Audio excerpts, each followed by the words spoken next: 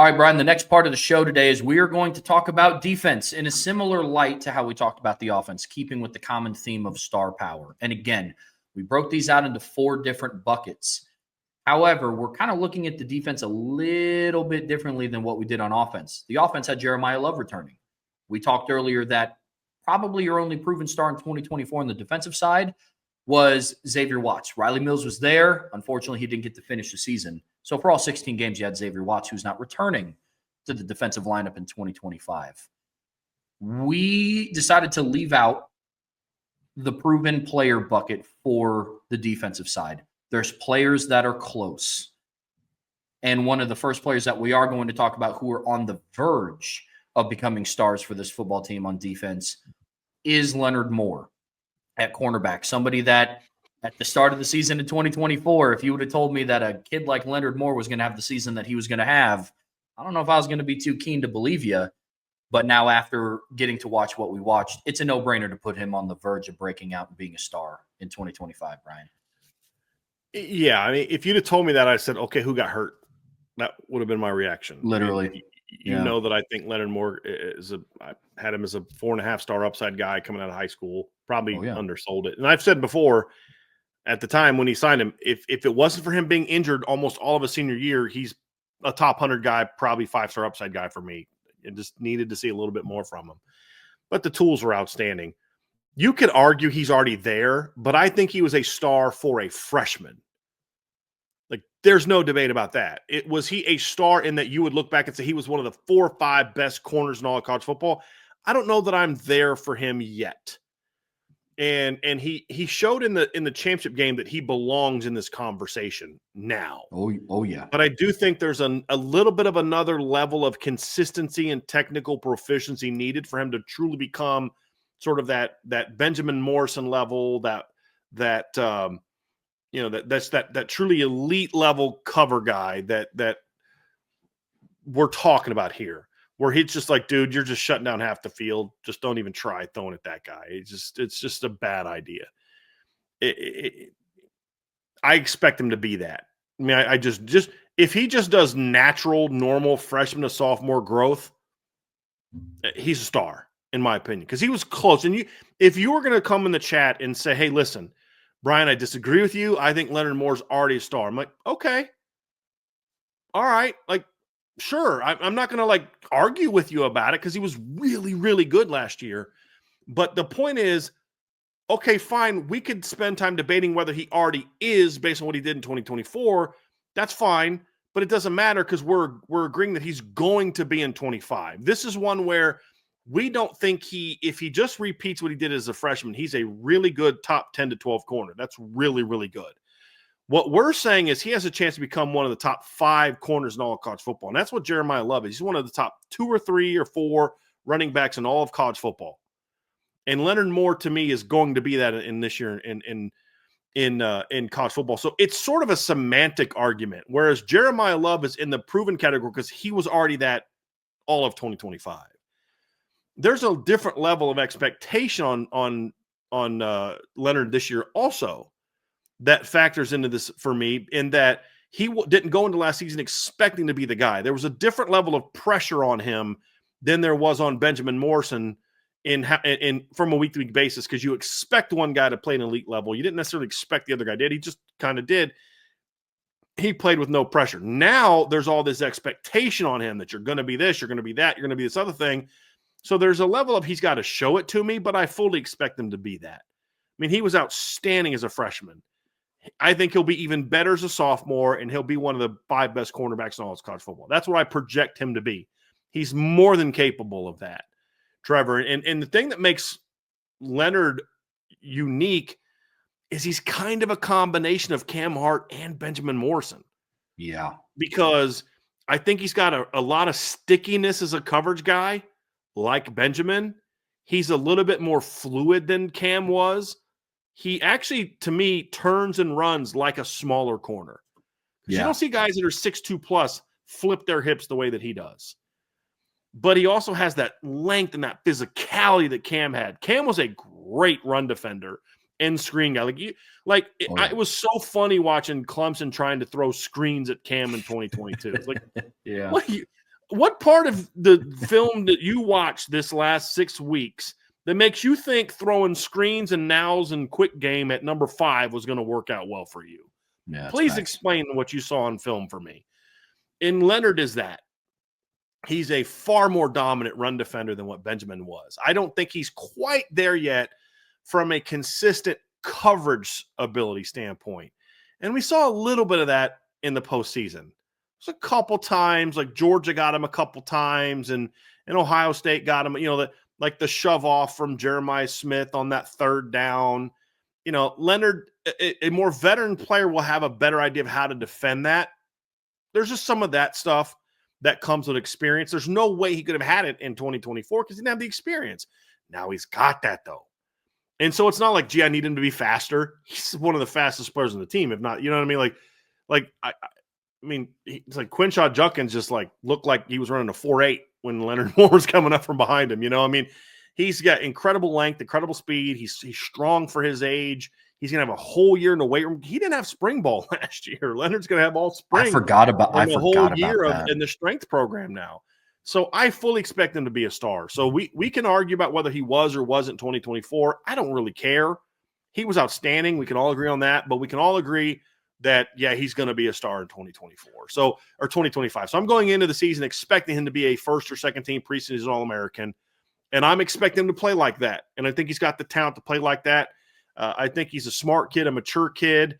I think he's going to handle all the success well, knowing his family, knowing where he's from. I think he's going to be well prepared for that. And there's going to be a level of humility instilled in him that I think he'll handle it well. We got to see it, though. But I think he'll handle it well, and I fully expect Leonard Moore to be a star next year. I think this is the biggest no-brainer on the team. And as I said, if you were to say, hey, Bryan, I think he should be in the proven category, I'm like, okay, sure. He's close.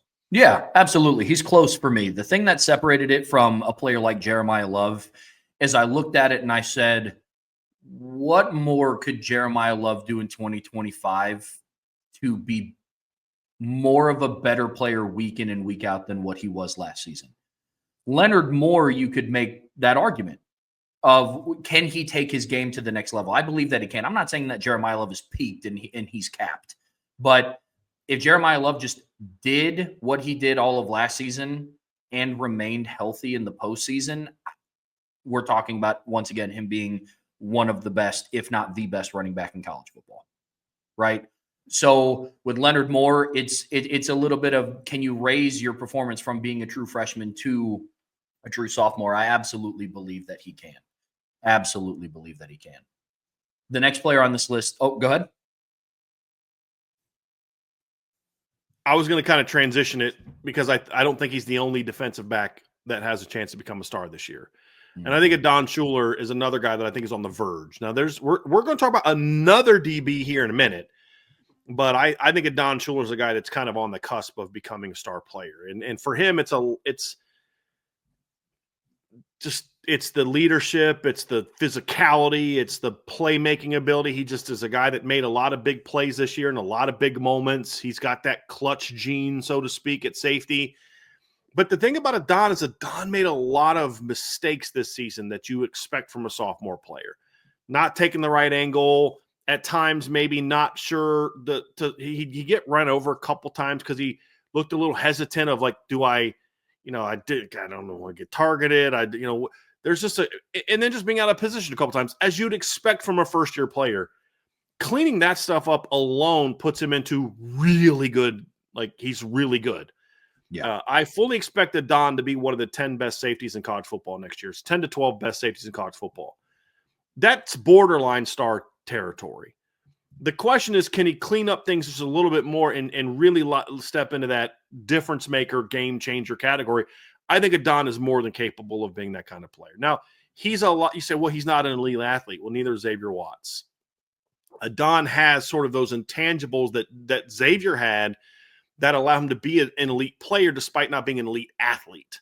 But he's still a good athlete. That's the thing about Xavier's not an elite athlete. He's not going to go run a 4.41 at the combine and jump 40 inches, or at the pro day and jump 40 inches and have an 11.5-foot broad jump and a 3.8 shuttle. I mean, he's not going to do any of those things, I don't think. I don't think he will anyway. But he was a very good athlete, but he was athletic on the field, but he was really smart and knew where to be. And Xavier getting all the experience he got this year it was going to be huge for him. So and you learned from one of the greatest ever do it, who had a style similar to yours. And I think all those things are going to benefit Adon quite a bit. And I do think he takes that jump to where he's at least in the conversation of, is he a star or not, where we're kind of debating it a little bit, which is still really good. I mean, if we're even discussing it, you're pretty flipping good. If we're even having a conversation and you're like, dude, did you seriously just tell me that guy's a star? We got to redefine what we view as a star. I said star, not starter, star. Just make sure we're on the same page, right? Oh, star. I thought you said starter. Yes, okay. He's a starter. All right. I think Adon can be a star player, an impact game changer. You always have to account where number 8 is on third down because he's just a guy that's a ball hawk. That's what I think Adon can be. And is it this year that he becomes that guy? Is it 2026 that he becomes that guy? I think it happens. The question is, does he just fully kick the door down now, or is there sort of like a crescendo where he gets to 2026 and now he's that guy? I think that's really the only question I have about Adon, assuming he stays healthy, is does it fully happen this year or does it fully happen in 2026? That's really the only question I have about Adon Schuler. We've seen some signs from him, that's for sure, because there's no question around his ability to make big plays and big moments. The interception against Texas A&M, he had the forced fumble against Georgia. He had a pick 6 against Georgia Tech in a game that was still relatively undecided when that had happened, in my opinion. But all the signs point to yes. You know, you look at his trajectory. He's been somebody that I've talked about, that you and I have talked about quite a bit this offseason. You know, his true freshman year, he learns from Xavier Watts more from an observing perspective. Last year, 16 games of on the field learning from him. Now it's his time to take the reins. So I absolutely believe that he can and will, just a question of when. So I'm with you there. The final person on our list here on the verge of breaking out is Drake Bowen, who stepped up and started all 16 games last year for Notre Dame, played the second most snaps out of linebackers outside of Jack Kaiser. The experience that he brings to the table, we've talked a lot about his growth and his evolution from the Texas A&M game to where he was at in the national championship game. You know, we always reference the play on 3rd and 3 where he's waiting for USC to make the call at the line of scrimmage, barks out the change of the play, and then makes the play himself in front of the sticks. And so Drake Bowen for us, Bryan, is another kid that we believe can become a star in 2025 for a multitude of different reasons. I think he's an outstanding football player. I think he was pretty good in 2024. It's kind of funny. I don't often agree with Pro Football Focus, as you very well know. I'm not a big fan of Pro Football Focus, but he's one of the guys I think they got right. I mean, his grade from Pro Football Focus, he had an 80.4 grade this past season. I mean, that's one of the best linebacker seasons that we've seen in a while. I mean, JD was at 82.1 the year before, and we all agreed that he was very good. In 2021, was it 221? Yeah, 21. Hold on. What's the last year for 2020 was the last year for Jeremiah Owusu-Koramoah. His PFF grade was 79.7. And when you look at just the overall production that Drake had, you know, in 2020, Jeremiah Owusu-Koramoah played 647 snaps. That season, he had 11 total pressures, according to PFF, and he had 29 run stops and 3 forced fumbles. And then you look at Drake this year, and you look at the production he had this season as a redshirt, basically a redshirt. I mean, as a sophomore. He was a sophomore. But Drake played 615 snaps. So that's 32 fewer snaps than Jeremiah. I know Jeremiah played fewer games, but he was on the field all the time. Played 32 fewer snaps. He had 15 pressures, including 8 hits on the quarterback. And to going back to the 2020 season, I said how Jeremiah had 11 hits or 11 pressures. Only 3 resulted in hits on the quarterback. And then also Drake this year had 30 run stops, which was more than Jeremiah. Now, part of that is going to be because he plays inside where Jeremiah was on the perimeter. So that's going to factor into it a little bit. So you have to give the proper context. And then he had one forced fumble during the season. And so when I look at Drake, you say his per snap production was outstanding this past season, especially against the run. And that's what kind of has me fired up about what he's going to be, because he's only going to be better next year. And I don't need to kind of get into it again, but when you look at, well, here's one more stat category. This past year, JD in 2023 in 647 snaps had 31 total run stops. So Draco is only -1 despite playing of JD at run stops, despite playing 30 fewer snaps. So if that gives you any kind of idea of how productive he was against the run this season and just making stops in general. But he did that as a first-year starter who didn't play a ton of snaps as a freshman at linebacker. Drake got most of his action in 2023 playing special teams. He only played 74 snaps all season at linebacker. And a good chunk of those came in the bowl game. Or, the last two games. He had 47 of those came in the last two games. Stanford game and then the bowl game. So he's a kid that is, to me, just scratching the surface. And I pointed this out when we talked about him a couple weeks ago. He's a guy that you look at and say, some of those hits that he had on quarterbacks where he just laid a quarterback out, that resulted in big pass plays. In next year, with a year under his belt, some of those may result in incomplete passes. And two perfect examples, the postseason. He drilled Gunnar Stockton on that 66-yard pass to Aaron Smith. Gunnar Stockton showed some balls on that play, with all due respect, pardon the language, but that was a gut. I shouldn't say that. He showed a lot of guts on that particular play, because he saw Drake coming right at him. I mean, it wasn't a surprise hit, and he still let her go. And then you look at the 3rd and 11 against Ohio State. Drake drilled Will Howard on that play. And Will Howard also showed some guts getting that ball out. With a year under his belt, maybe Drake reads that a second faster. And that's the difference between Will Howard getting hit as he releases it and Will Howard getting hit before he releases it. One results in a 60-yard completion. One results in a fluttering pass that maybe you pick off or it falls incomplete. Yeah. It's those type of little things where Drake would hit a guy a yard past the line, where just a split second of reading that quicker because of your instincts, and all of a sudden it's a -2. It's those type of things that factor into it. And you also got to think about the fact that he played behind a bit of a mess at D-tackle this season. Oh, yeah. I mean, your D-tackles played not good football the first four games of the year. Howard Cross was never quite as dominant as he was the year before. He gets hurt against Florida State. Jason Onye's playing well, then he's gone. Gabriel Rubio doesn't start the season. He comes back. He's not full speed. And then, of course, your Riley Mills is gone after the first playoff game. So there was just always different bodies kind of working in and out because of some of the injuries. And he still went out there and played at a high level. And so I think looking into next season, I fully expect Drake Bowen to take a step forward. And I think he has a chance to become a star. I do. I think he's got all the tools. He's got the size. He's got the athleticism. Anyone that tries to tell you that Drake Bowen can't run, I got to strongly disagree with that. I just very, very strongly disagree with that comment. So I think he's a heck of a football player. I think he's going to have a really big second season, and I can't wait to see what year 2 of Drake Bowen looks like. And he's not playing baseball this offseason, so it's just football. Mm-hmm. And another guy that we think is going to be a junior captain. I'll be shocked if Drake's not a captain. Yeah. But he's a kid that it's not just about – he's not like Drew White and even J.D. Bertrand to a degree where it's like you're just getting everything from that kid. Just he's leaving it all out there. He's just a little limited. J.D. was a pretty athletic kid, but J.D. was just small.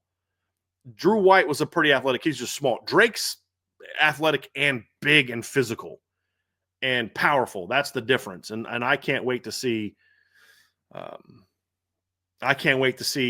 what he does in his second year as a starter. Will he play enough snaps to be an All-American? I don't know. Don't know. Will he be a star when he's on the field? I'll be shocked if he isn't. So when we talk about star power, impact power, forget All-American list, just star power. I think Drake Bowen's going to have that in the season. So he's that guy to me that's on the verge. Like he had moments of it this past year, I think he takes a big jump next season and becomes that kind of guy. Yeah, you talk about being a step quicker on some pressures. You can ask Tyler Shuck as well, throw his name into that category with how that feels, because Drake absolutely laid the wood on him too. I'm with you. The next category, Brian, that we're going to talk about are players that are capable of making that jump. And it's two different players. One of them lives in the secondary. The other one is along the defensive line. And the first one we're going to talk about is Bubacar Traore, who had the potential if it wasn't for the injury, because the trajectory that he was on, you and I have done the math on previous shows. If everything was all said and done and he had the same pressure rate and the same sack rate per pass rush, he absolutely would have been around that 9, 10, if all things worked out perfectly, sack range last year off the edge, which is something that Notre Dame's kind of been missing the last couple seasons. So Bubacar is the first person on this list for us. A lot of it is pending his return, how healthy he's going to be when he comes back. But assuming that everything checks out and he starts to pick up where he left off, really after the month of September, he's going to make his way into being a star for this defense. There's no doubt in my mind about it. What say you? Yeah, and this is a category, Trevor, where it's like guys have the tools to be there, but they got a lot of work to do for different reasons. Where I think like Leonard and Adon and Drake are just kind of like, if all three of those just have normal year 2 starter progression, just Drake goes from a normal sophomore projection to normal junior improvement, just normal, what you normally see from guys in year 2 as a starter, whether it's from sophomore to junior in the case of Drake or Adon, or freshman to sophomore for Leonard. If they just make normal increments, nothing like no big jump, just normal, to me, they're on that level. These are guys that aren't quite there yet, that need to make bigger jumps and have a longer way to go, but the tools are there for them to be there. And Bubacar is certainly that guy. He's just not proven. He's a lot like, he is the Charles Jagasaw of the offense or of the defense, where he hasn't played a lot of football, but when he has played, you're like, that's some specialness right there. Like you just look at his burst off the line, you're just like, nobody else on the defense has that. Matter of fact, nobody else on the other team's defense is doing that either. I mean, he literally played one snap against USC and got a sack in 2023. And we've already talked about this. His rate of production this past year was really outstanding for Notre Dame. I mean, when you just look at what he was starting to become and the way he was starting to play, he was on the verge of becoming a really special player for Notre Dame. And you're talking about a guy that had 9 pressures basically in the first 4 games of the season and didn't play a whole lot of football. I mean, a whole lot of snaps. I mean, he played a lot against Miami of Ohio, but he was at 34 against A&M, had 2 pressures. He played 20 snaps against Northern Illinois, had 2 pressure and 2 stops. Played 23 snaps against Purdue, had 2 pressures, a stop, and a pick 6. Played 45 snaps against Miami, Ohio, most snaps he played, and he had 4 pressures and 4 stops. I mean, so doubled his snaps, doubled his production. And so, you know, we've kind of talked about this. You take him and what he did the first 4 games before he got injured, and you say if he's healthy all year and plays all 46 games, he's got 36 pressures, which is a pretty good number when you talk about a guy averaging around 30 snaps a game. You know, but if you then go look at sort of his hit rate and, you know, hitting the quarterback and all this, he'd have had 20 hits on the quarterback. So like he had 9 pressures, but 5 of them resulted in either a sack or a hit on the quarterback. So when he got pressure, he was getting to the quarterback. Much higher success rate in that regard.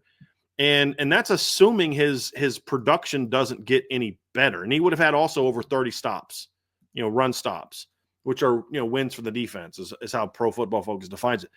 30-plus pressures and 30-plus run stops for a guy averaging about 30 snaps a game is a high level of per snap production. Very high level. But it's not just the production, it's the raw tools behind it.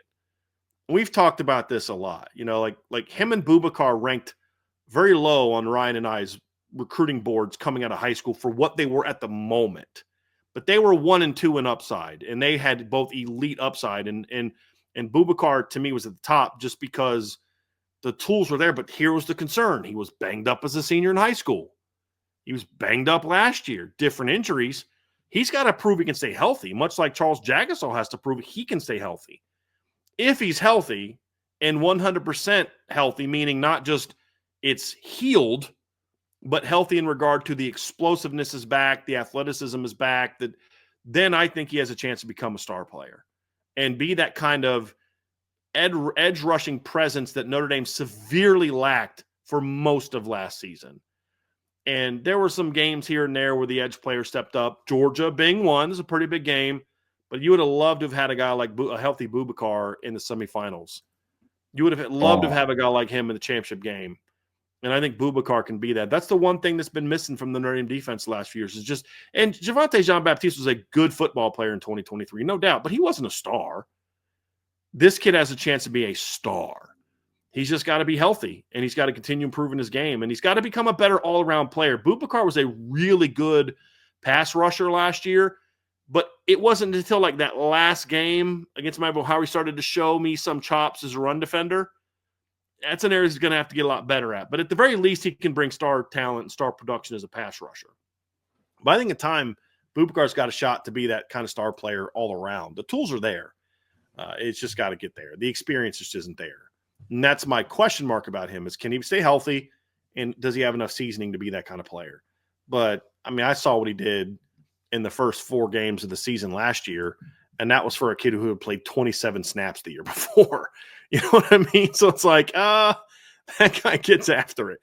And again, he had 1 total pressure in 2023, only playing 27 snaps, but it was a sack. So, I mean, he's had 10 total pressures in his career, and 6 of them resulted in getting hits on the quarterback. I mean, that's a pretty darn good success rate. You know, It's a pretty darn good success rate. I mean, you give me a guy that's hitting the quarterback. Like, okay, perfect example, Mikael Williams, really good football player this year for Georgia, right? 26 pressures this year, 11 of them resulted in hits on the quarterback. 26 pressures the year before, 9 of them resulted on hits on the quarterback. The year before that, 33 pressures, 8 resulted in hits on the quarterback. That's pretty good. I mean, that's a good success rate. But you're talking about a kid in Bubacar Traore that's over 50%. I mean, here's another example. Abdul Carter last year, 66 pressures on the quarterback. 23 of them resulted in hits on the quarterback. That's a really good success rate. Like, that's really good. That's a 34.8% clip of when you do pressure, you're resulting in a hit on the quarterback. It's an outstanding rate. Yeah. Bubacar's over 60 or at 60. Very small sample size. If you expand that, and I don't even really count that because that one against USC was on a end of the half type of play. He's at 55.6 on last year. As he plays more snaps, that number will naturally go down. And you'll see more pressures, but maybe the hit rate stays similar on a per snap basis, but he gets more pressures on a per snap basis that don't result in hits. You see what I'm saying? But those are crazy numbers. And in a very small sample size. If he can be anything close to that and be healthy, he could end up being arguably your best defensive player. Long way to go, but that's just the natural tools that Bubacar has.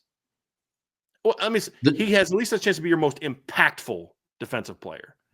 Sure. Maybe not your best, but your most impactful. I think that's more of what I mean is most impactful, not necessarily like your best overall player, but your most impactful one. Most disruptive. Maybe that's a better term. Yeah. I mean, the Charles Jagasaw comp was really good in terms of the limited snaps that we've seen him in, but the flashes that have gone on during those snaps is huge. Another player that we're going to talk about here that's almost on the flip side of that coin, somebody that we saw play a lot of snaps in 2024, and that's Christian Gray. And he's the other corner for us, the other member of the secondary that is capable of becoming a star in 2025. Kind of walk us through, Brian. Like, I want you to talk about Christian because I've talked a lot about him. I'm curious to hear what you think about him. I've made it very clear what I think about Christian. At times this year, he was their best corner. Consistency is a big thing for him, and he's going to have to get stronger. And I think he's more than capable of being a star. The God-given tools are there, and he flashed it each of the last 2 years. I've made it very clear. I think Christian Gray is going to be a big-time player for Notre Dame this year. I want to know what you think, because I mean, I've had takes that I'm kind of standing on an island, and sometimes I'm right, sometimes I'm wrong. I'm curious what you think about the kind of Christian Gray, because he was a guy that I added to this list. Didn't even ask for your opinion on it when we were show prepping. I want to hear what you think about where Christian Gray needs to, A, does he have the ability to be a star player? And B, is it this year? Is it next year? What are your thoughts on him? I've made mine very clear all year. Yeah. I want to hear yours. Yeah, Christian Gray for me is a player that lives in between the capable and on the verge. If I'm being 100% honest, that's where he falls for me. I wouldn't quite put him up on the stage of Leonard Moore, Adon Schuler, and Drake Bowen as solidified on the verge of becoming a breakout player, because the way that I look at it is players on the verge, we're going to find out pretty quickly over the course of 2025. Like I said, the first 3-4 games, call it, if they kind of become a proven star or not. Christian Gray for me is somebody who I think people forget very quickly was talked about as being a better corner at one point last season than what Ben Morrison was. Many were claiming until the injury, unfortunately. And that set him back a little bit. But here's the difference. There are some players that get injured, they come back and they're not physically the same. To use it just as an example, because I appreciate what he did for Notre Dame's defense last season. Howard Cross battled some injuries early in the season with, the hamstring, and then he got banged up at the end of the year, came back, was never really the same. Christian Gray came back and the ceiling was still just as high. Christian Gray last year the highs were still very, very high. And I think the microcosm of his 2024 season came against USC. He had a big stop on 4th down on their opening drive. He had the pick 6. I think according to Pro Football Focus, in that game alone, he was still credited with 2 or 3 pass breakups, but then he also allowed 7 catches for 130 some odd yards and 2 touchdowns. 2 breakups, 1 pick. Okay. And then a tackle for loss. So you go through and you look at what Christian Gray did last year, and that's why I say that he's on the verge of he's in the middle of being an on the verge player and a player that's capable. Because his margin for error is still a little bit wider than what Adon's, Leonard Moore's is, or what Drake Bowen's is. Drake Bowen's miss is, he might not have covered the back correctly out of the backfield, or he was a step too late in getting to a quarterback. That just results in a hit, not a sack.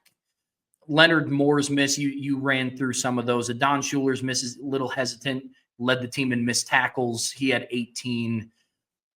Christian Gray's misses were a little bit more evident in what we saw. Some of that in the national championship game was based on the position that he was put in.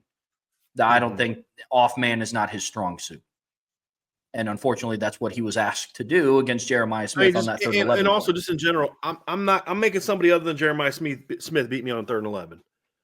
He's not going to be an option. I'm going to make sure that he's double covered on that play. I know that's not normally what you do, but in that situation, Xavier Watts is over top of him, or Adon Schuler. If you want Xavier to be covering somebody else, you don't allow him to beat you on 3rd and 11. That's just 100%.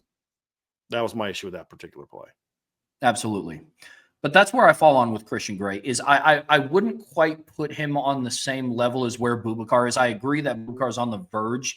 It's such a limited sample size from him. We've gotten to see a really big sample size from Christian Gray. I can't quite put him where Bubacar is. Absolutely. A lot of good snaps. But for some of his other disparaging snaps, that's why I can't fully put him as an on the verge guy. Because a lot of the questions that I have about Christian Gray for me probably won't get answered in the first 3-4 games. It will be over the course of the season. But the only thing I'll disagree with you on is that right there, just because of who they play the first 2 games. That's I think fair. And my thing is, Trev, because I don't disagree with a lot of what you're saying. For Christian, it's like, dude, you got to trust the technique more. You got to stop. Somebody in the chat said he likes to gamble a lot. He does. You got to be more fundamentally sound. You got to get stronger. We're going to know against Miami and A&M if that's happened. Because, I don't know who else tests him the way that those 2 teams will the rest of the year, looking at the schedule. Yeah. That's the only thing I'd push back on. But everything else I do agree on. Just because if he doesn't play well in those 2 games, but he dominates the rest of the year, I don't We'll see. No, But anyway, absolutely. those are good. Those are good. That's good insight. I would actually say I think he's closer to being a star than Bubacar just because he's played more. And because he's played more, like I'll put it like this: who was better through the first 4 games when they were both healthy, Bubacar or Christian? I'd argue Christian. Yeah. I think Bubacar was more disruptive. Christian was the better player. Mm-hmm. And then after that, they both had some injuries, and Christian became a little bit more of this. But I get your point. The only thing I would push back on is I just flip those 2 things. I think your overall point is spot on, and I appreciate you sharing that because I just wanted to hear from somebody else. Like I know Sean and I are on the same page on Christian. I just wanted to hear somebody else's view of where he is. I just, again, consistency, play within the structure of the defense more. That's what made Benjamin Morrison so great, is he just played within the structure of the defense. I think Christian also learned a very bad habit from Benjamin in that he's very grabby. Yeah. Benjamin could get away with it. Christian can't because Benjamin was so otherwise technically sound that you didn't see it. Like we could see it on TV, but the refs couldn't see it. And that's something that got Christian in trouble because Christian didn't know how to play that way. But he doesn't have to do that because he's a lot faster than Benjamin. And that's the thing is trust your technique, trust your coaching, and stop gambling so much. Know when to make that big play and know when to just cover. And those are the things. And of course, like I said, strength is going to be a big thing for him. But I do believe that Christian is going to surprise a lot of Notre Dame fans who are down on him this year. And I understand it because, you know, with corners, a lot of times you only know what happens when they're thrown at.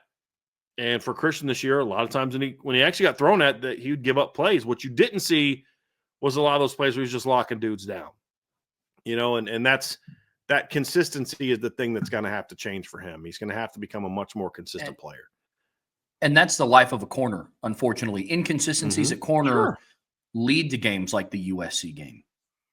You know what I mean? Whereas inconsistencies along the D-line aren't as glaring to somebody who is not as immersed, like just watching it like the casual fan, or I mean, even some a little bit higher than a casual fan, they're just watching the game. They're not going to notice a D-end not setting the edge initially. Right.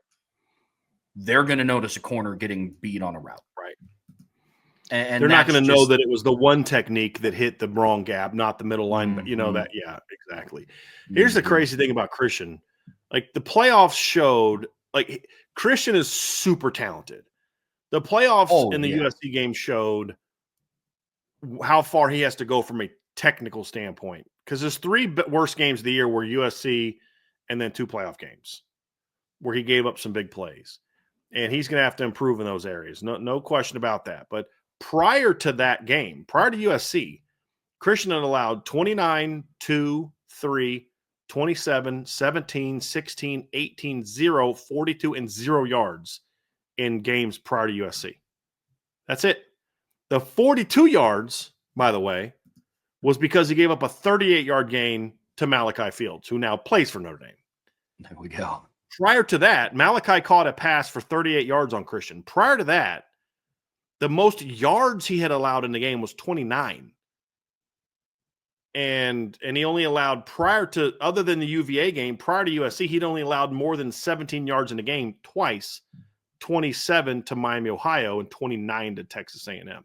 And those 29 yards against A&M came on 4 catches. They were all quick hitches in an uncovered zone. And then, of course, he had a huge breakup at the end of the game. So that's the thing is, like, the talent's there. But in the playoffs, when you're playing against other big-time athletes like Arian Smith and against USC, when you're going against, Mekhi Lemon and you're going against the Hudson kid, Kyrie Hudson, and you're going against Deuce Robinson, you make those technical mistakes. You're not so much more dominant athletically compared to them as you are guys at Georgia Tech, guys at Stanford, guys at Florida State, guys at Army, Navy, even A&M, who had big receivers but not real fast receivers. That's what hurt him in the playoff. And I think that's going to be a great lesson for him, is like, dude, you're that good when you want to be, when you're focused. He's just going to have to prove that he can be that kind of guy. So I'm looking forward to seeing what kind of player he's going to become this year. And then the last guy, the last category, Trev, that we've talked about is guys that are there's some tools there, but there's a long way to go. And I think one of them is in this category because we don't know who it's going to be, but who emerges as that number 2 linebacker this year? Not necessarily starter, but who's that guy that is this year's Drake Bowen? Because I think Drake Bowen is going to become Jack Kaiser. He's going to dominate the snaps at linebacker. Who's that guy that becomes the next Drake Bowen? That yes, they're a 4 or 5 man rotation, but there's 2 that like are the top of the board guys. Is it Kingston? Is it Jaden Ausberry? And who, by the way, tied for second on the team in tackles despite starting 0 games this year, right? Pretty impressive player. Is it Jalen Sneed? Or do they all 3 play so much together that none of them kind of becomes that star player? And that's why I think they're in this category because they all 3 have the tools to become a star player, especially Kingston and Jaden Ausberry. The question is, the thing that could keep them from becoming that is none of them play quite enough to be stars. They're all really good as a unit. Or is it where just that position gives you star production? It's just not always the same guy. And that's where this one is kind of an interesting category because it could be the will linebacker spot gives you star play. It just is coming from 2 to 3 different guys as opposed to 1 at Mike linebacker. That's going to be very fascinating to see. I look at the linebacker rotation the same way that I look at the running back rotation. The running back room, you have your Jeremiah Love. In the linebacker room, you have Drake Bowen. But behind them are still very, very talented individuals that all flashed last year. Even a kid like Kedron Young, who it was limited minutes, but when he was on the field, nobody wanted anything to do with him. In the linebacking room, you have Jaden Ausberry, to your point, finished second on the team in tackles for a loss, didn't start a single game. You have Jalen Sneed, who started to round out his game towards the end of the year to where he moved away from just being a situational linebacker. He started against Georgia, Penn State, and Ohio State, and it wasn't as an edge rusher. But Pro Football Focus credited him with 3 consecutive starts in the 3 biggest games that Notre Dame played this last season. And then you have a kid like Kingston Viliamasa, who arguably out of the 4 might have the highest ceiling out of the 4 once his career is all said and done at Notre Dame.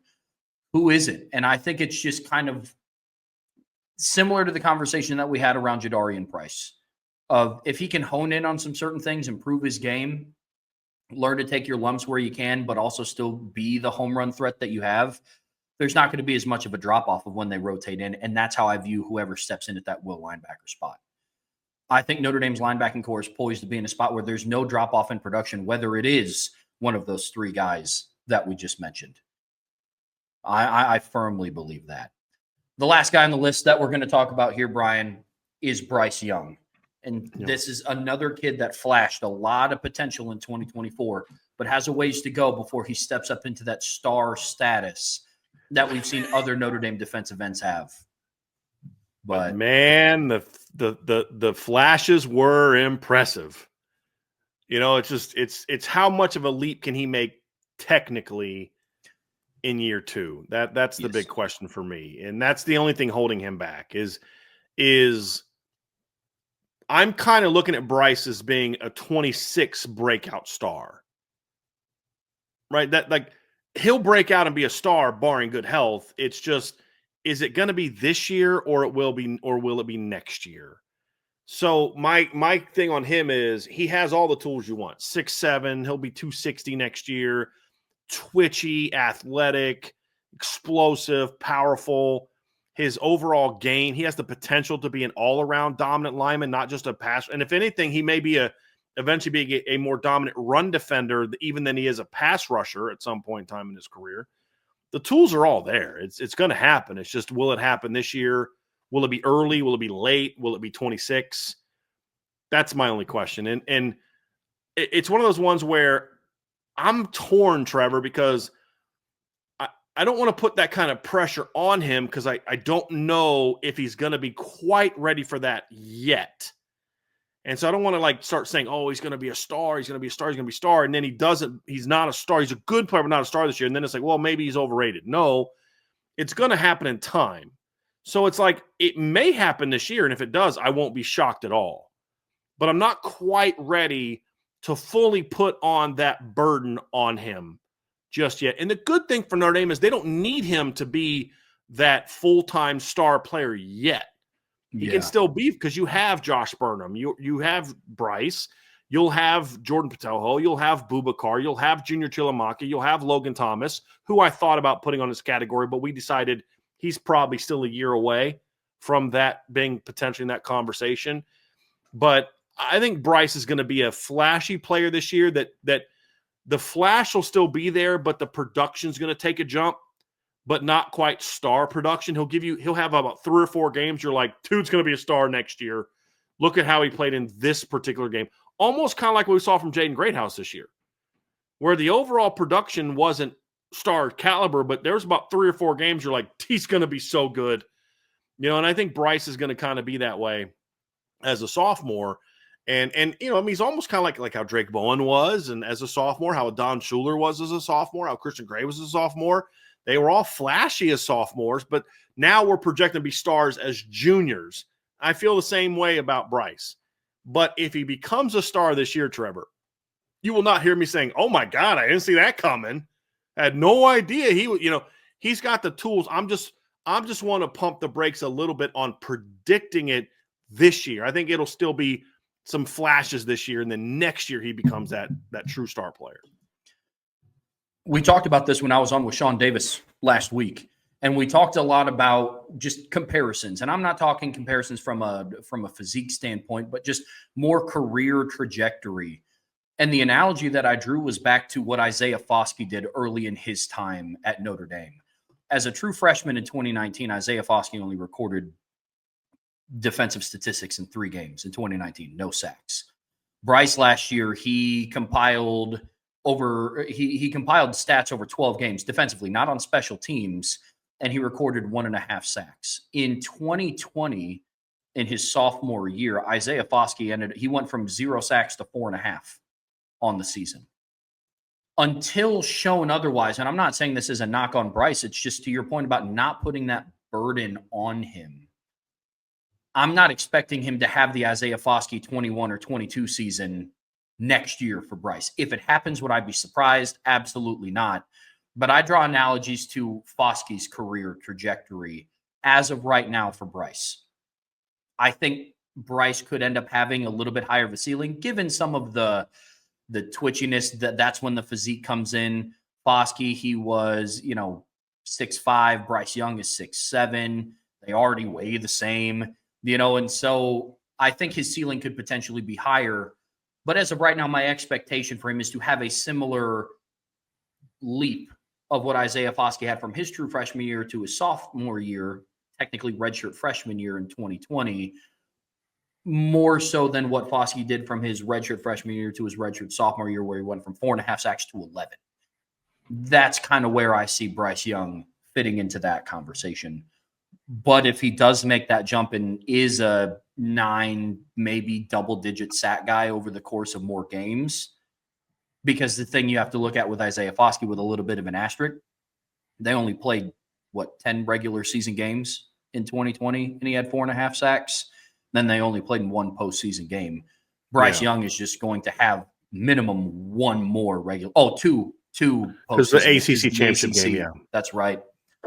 Gosh, I forgot Notre Dame was in a conference for that year. You forgot that Notre Dame's played as many ACC title games as Miami's played in? You forgot that? Yeah.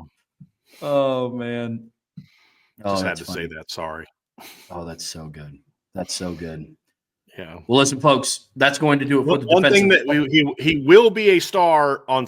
He's going to block 3 kicks. He's going to block 3 kicks this year. Again, I think right? Yeah. Did he block 3 this year? Yeah. Yep. Sure did. I love Michael Parks. I can't bring it up, but I love Michael Parks' comment on about the punters. That was great. Yeah, that was great. Oh, that's so good. Yeah, that's so good. Well, folks, that's going to do it for the defensive portion of our show, where we're talking about star power. But don't go anywhere. We do still have a mailbag coming up. But before we get there, please be sure to hit that like button, hit that subscribe button, hit that notification bell so you know whenever we go live. Best way to support what we do here, as always, is subscribe to the premium message boards. Go visit the Champions Lounge. A lot of the conversations that we're having today are currently ongoing on the message boards, and everything's about to ramp up even more because spring training is right around the corner. We're going to have a lot of practice intel pieces coming out, things that we see while we're up there. It's going to be a lot of fun. You can find all of that at boards.irishbreakdown.com.